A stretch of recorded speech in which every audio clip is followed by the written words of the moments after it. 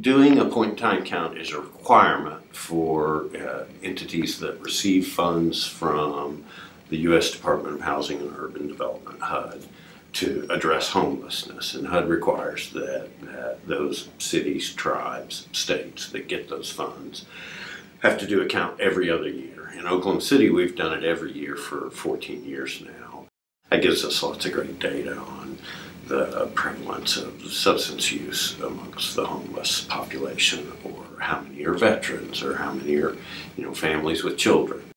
This year's count was it was a lot of good news. So the total number of homelessness was down about 13% from last year. That continues a 2-year trend that's about a 23% decrease over 2 years. So overall numbers going down, that's good.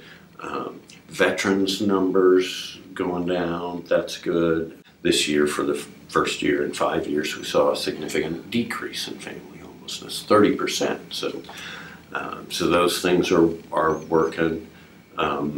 Probably the other thing in this year's point-in-time count that's pretty striking is a really whopping 47% increase in the number of what we call unsheltered homeless people. So those are folks that basically are living outside. That helps us as a community recognize that we have that issue of increasing unsheltered homelessness, and what are we as a community going to do about it. Here at the Homeless Alliance, our mission is rallying the community to end homelessness. What we're doing is called coordinated case management. So what happens is we gather a ton of data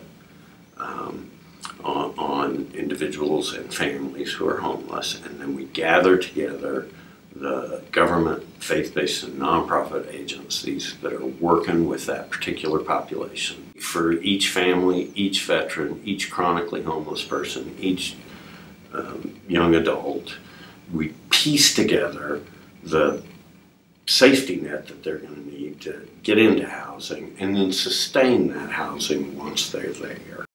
The truth of the matter is you're not going to be successful treating your mental illness, your addiction, your health issues if you're living on the street. You're only going to be successful at those things when you're housed. So we always start with the housing.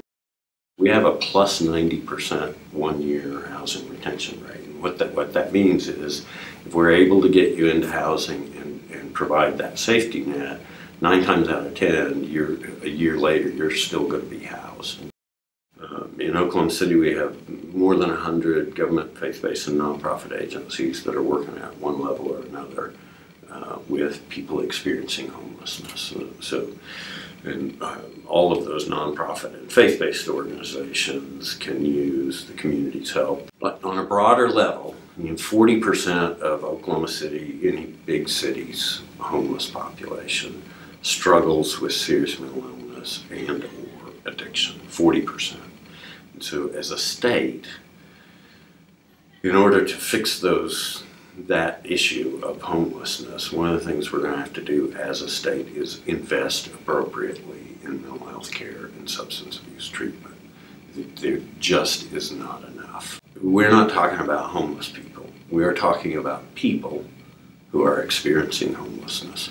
It's a temporary condition. It should not define you, and it doesn't define you.